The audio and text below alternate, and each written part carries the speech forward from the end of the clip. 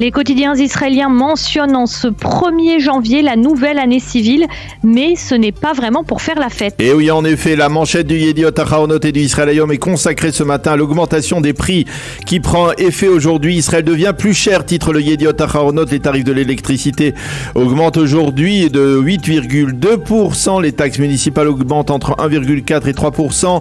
Le prix de l'essence a augmenté à minuit de 9 agorot à près de 7 shekels. Même plusieurs produits alimentaires vont augmenter.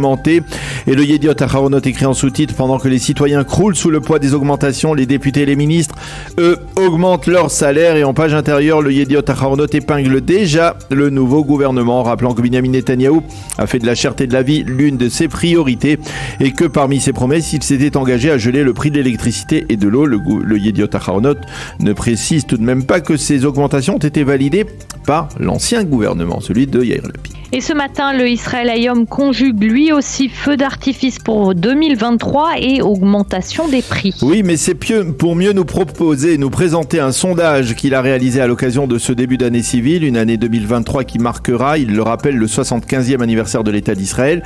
64% des Israéliens se disent optimistes en ce début d'année, contre 24% qui se disent pessimistes et 12% qui n'ont pas d'avis à ce sujet.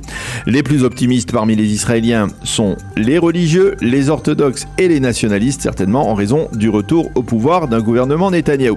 Toutefois, 44% ne sont pas satisfaits de la composition actuelle de l'actuel gouvernement, contre 28% seulement qui le sont. 47% estiment que leur préoccupation prioritaire est la hausse du coût de la vie. 11% affirment que c'est la situation sécuritaire. 11% supplémentaires s'inquiètent de la victoire de la droite et des religieux aux élections. 47% estiment qu'avec l'arrivée du nouveau gouvernement, les relations entre laïcs et religieux vont se dégrader, contre 26% qui pensent exactement le contraire. Et puis on reste avec vous, Daniel, dans le Israël Hayom, qui révèle dans l'un de ses titres en une que Binyamin Netanyahou s'apprête à verser des dizaines de milliards de shekels au secteur arabe israélien. Effectivement, c'est le quotidien gratuit qui rappelle que lorsqu'il était dans l'opposition et durant la campagne électorale, Netanyahou s'était farouchement opposé au transfert de milliards de shekels vers le secteur arabe israélien. Et bien, selon Yehuda Schlesinger, qui publie ce scoop, c'est une exclusivité du Israël Hayom, ce sont quelques 30 milliards de shekels qui devraient être versés à ce secteur arabe israélien, probablement dans les prochaines années. Le Maariv, lui, publie ce matin les noms des 20 personnalités politiques israéliennes qui ont été les plus influentes dans le pays durant l'année 2022 qui vient de s'écouler. Et en tête, sans surprise, le nouveau ancien Premier ministre, si l'on peut dire, Binyamin Netanyahou, qui devance dans l'ordre le président de l'État, Yitzhak Herzog, le nouveau ministre de la Sécurité nationale, Itamar Ben-Gvir, Bezalel Smotrich, nouveau ministre des Finances, et Aryeh Deri, nouveau vice-premier ministre et ministre des Affaires intérieures. En 6e place, on trouve le nouveau ministre de la Défense Yoav Gallant, qui devance le nouveau ministre de la Justice Yariv Levin, Avi Maoz du parti Noam et les deux leaders politiques du judaïsme de la Torah, Moshe Gafni et Yitzhak Goldknopf, qui ferment cette première dizaine de personnalités politiques israéliennes influentes.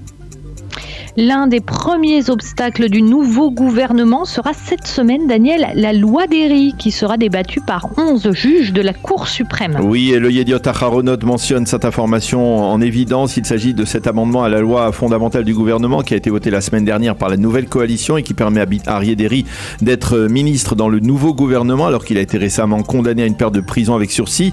Le Yediot parle de confrontation entre le gouvernement et la Cour suprême et précise que c'est aujourd'hui que le Premier ministre Binyamin Netanyahou doit rencontrer justement, entre autres à ce sujet, la conseillère juridique du gouvernement, Galit Barab-Miara.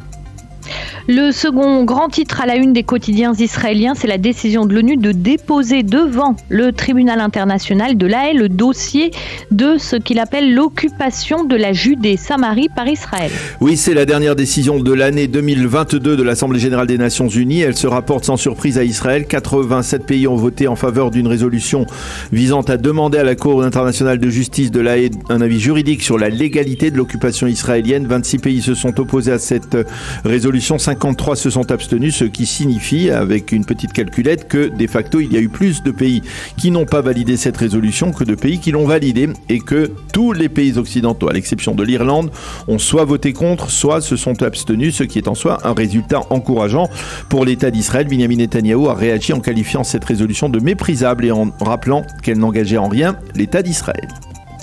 Et nous terminerons par les éditorialistes israéliens qui commentent cette décision de l'ONU. Oui, et nous commencerons par le professeur Mordechai Kramitzer qui s'exprime dans le Haaretz. Il dit la réaction officielle d'Israël à la résolution de l'ONU prouve, écrit-il, que les dirigeants israéliens savent qu'ils violent la loi.